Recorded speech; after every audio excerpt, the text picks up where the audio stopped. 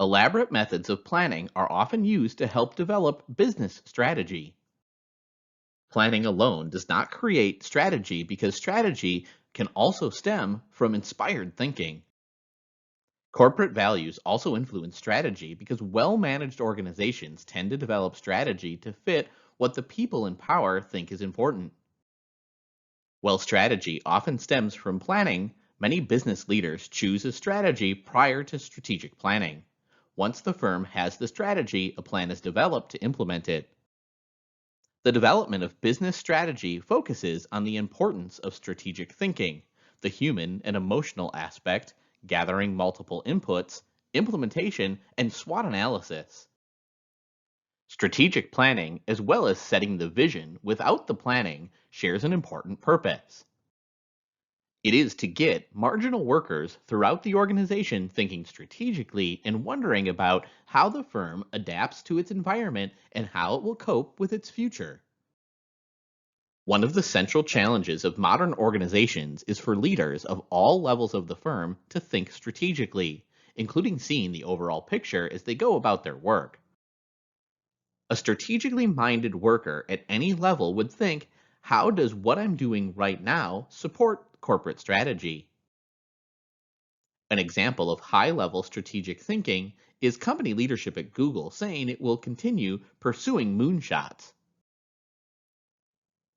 The phrases refer to the idea that as part of the strategy, the organization will continue to pursue improbable projects that will require enormous amounts of cash and great leaps of faith. A study of 231 upper level leaders in a large global company found that global work experience was associated with a stronger tendency to think strategically. The effect was more pronounced when the experience was in a culture distant from one's own, such as an American being on assignment in Japan. Effective strategy begins with strategic thinking. As implied by the creative component to strategy, strategic leaders rely heavily on intuition as to what direction the organization should take. To make strategy more personal, leaders should answer the questions: does your company matter? What is your company adding to what already exists in the market? Most great companies start with great purposes formulated by the founder. Typically, the purpose comes from intuition rather than extensive analysis. Many strategic leaders arrive at their ideas for the organization's future by consulting with a wide range of interested parties. Customers are a natural source of inputs for formulating strategy, often by simply asking them what new products, services, or features they want. In most business enterprises, authority for the most important strategic decisions is left to the highest paid person's opinion, known as HiPPO. The problem is that HiPPOs are often wrong due to personal biases, misinformation, and other factors that cloud one executive's opinion. The solution to this problem is gathering strategy inputs through crowdsourcing, the use of collective intelligence gathered from the public for accomplishing tasks, often by the use of social media. One reason for gathering data for strategy formulation through crowdsourcing is to pull in diverse and end user perspectives that are typically overlooked but potentially useful. A second reason is to build enthusiasm and alignment behind a company's strategic direction. The people whose opinions are solicited might become more committed to the new strategic direction of the organization. Crowdsourcing can involve employees as well as other stakeholders, including customers and the general public. Inputs to strategy are helpful, particularly in encouraging debate and coming up with original ideas. Carefully crafting a strategy and vision is not sufficient for its effectiveness. The strategy and vision must also be implemented or executed by the leader and managers. Part of being an effective leader is to implement strategic initiative. Quite often, implementation requires a series of goals that will be steps along the way to implementing the strategy. Formulating and implementing organizational strategy is a process that quite often is repeated in order for the firm to be competitive and survive. Strategic planning helps a manager lead strategically.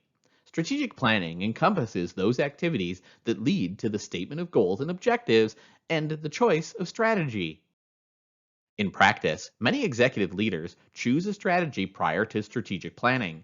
Once the firm has a strategy, such as forming strategic alliances, a plan is developed to implement it. Quite often, strategic planning takes the form of SWOT analysis, a long-standing method of considering internal strengths and weaknesses as well as external opportunities and threats. A SWOT analysis represents an effort to examine the interaction between the particular characteristics of your organization or unit and the external environment or marketplace in which you compete. 4 steps are recommended to bring about a successful SWOT analysis. First, it's important to be clear about what you're doing and why. The purpose might be to fine-tune a present strategy or to point the business in a new direction. Second, it's important to select appropriate contributors. Usually 6 to 10 people is an adequate group size. Select people with appropriate experience, talent, enthusiasm, and imagination. Third, allocate research and information gathering tasks. Several members of the team might concentrate on analyzing the firm, whereas others might concentrate on analyzing the outside environment. Step 4 is to create a workshop environment by encouraging open communication among all participants. All present should feel free to criticize the status quo, even questioning what most people think is a company strength. The components of a basic version of SWOT are described next. The emphasis in this step is assessing factors within the organization that have a positive impact on implementing the plan. What are your advantages? What do you do well? This is identification of internal strengths. Identifying internal weaknesses is where a strategy developer takes a candid look at factors within the firm that could have a negative impact on the proposed plan. What could be improved?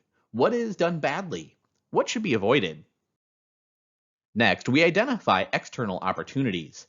The purpose of this step is to assess socioeconomic, political, environmental, and demographic factors, among others, to estimate what benefits that they may bring to the organization.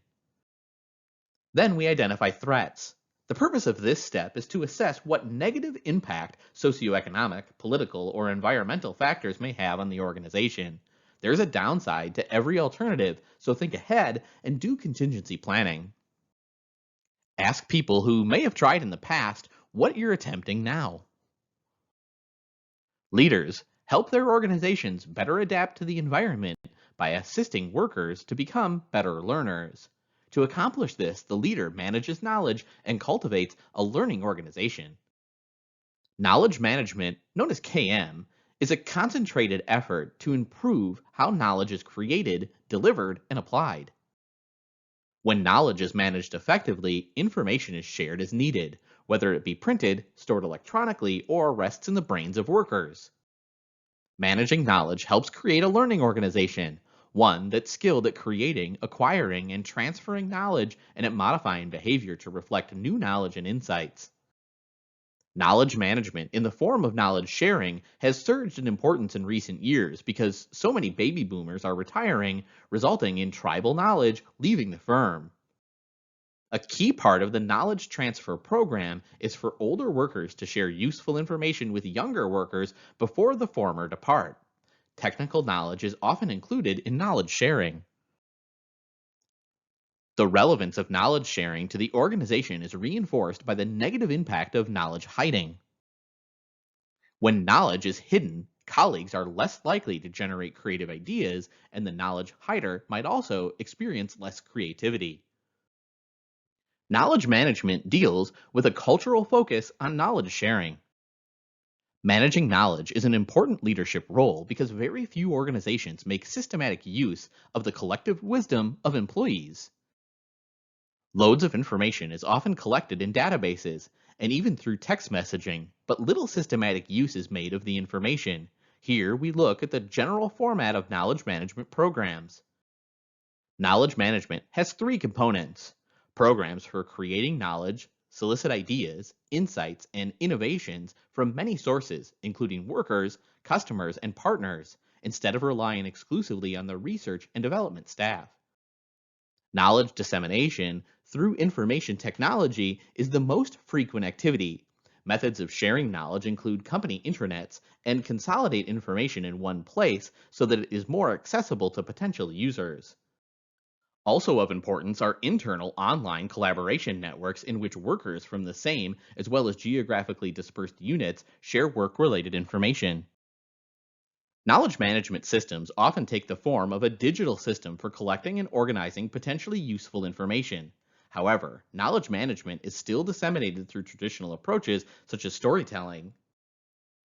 A very practical form of knowledge management is to deliver information just in time, or at the point at which it's most needed. A widely practiced method of developing information just in time is through tablet computers, such as an insurance assessing the right information to help a customer with a complicated coverage problem. The organizational subculture shapes our assumptions about what constitutes knowledge and which knowledge is worth managing. A recent theory of how knowledge is created in organizations focuses on the role of the servant leader. A key point of the theory is that servant leaders are effective in sharing leadership responsibility, and shared leadership enhances the creation of knowledge. One reason is that shared leadership leads to a free flow of information exchange among group members. Shared leadership de-emphasizes hierarchical boundaries, which facilitates servant leaders and followers communicating freely. With less power distance between group member and leader, members believe in the importance of their opinions and suggestions, which leads to more information exchange. The exchange of information often triggers new learning. Caring for people is another aspect of servant leadership that facilitates knowledge creation. The reason is that caring relationships facilitate the expression of diverse ideas and foster constructive reasoning and evaluation of ideas. When people feel that they're cared for, they're more willing to disclose information and put effort into processing information. A learning organization can be viewed as a group of people working together to enhance their capabilities and capacities to create the results that they value. Organizational leadership, however, must usually take the initiative to create the conditions whereby such enhancement of capabilities, capacities, or learning takes place. A wide variety of leadership initiatives can create and enhance a learning organization. Understanding them will help you grasp the concept of what a leader might do to enhance organizational learning. A major building block of a learning organization is a supportive learning environment. Employees should not fear being belittled or marginalized when they disagree with their manager or coworkers or ask naive questions. Instead, they should feel comfortable about expressing disagreement or puzzlement. Supportive learning also includes being open to new ideas and having the time to think and reflect. The learning organization is also enhanced by concrete learning processes and practices and by leadership that reinforces learning. A top level leader should create a strategic intent to learn. Organizational learning then becomes a vehicle for gaining competitive advantage. Creating a shared vision enhances learning as organization members develop a common purpose and commitment to having the organization keep learning.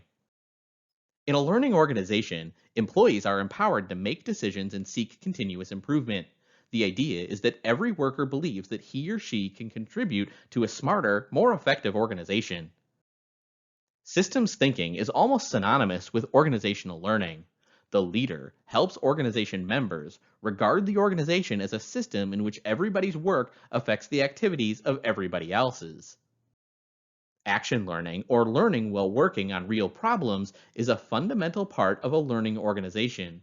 Participants in active learning are asked to work in teams to attack a significant organizational problem. Action learning provides another benefit uncovered by research: psychological safety within the group. When team members feel safe in speaking up, they're more likely to share knowledge. Learning from failure contributes immensely to a learning organization.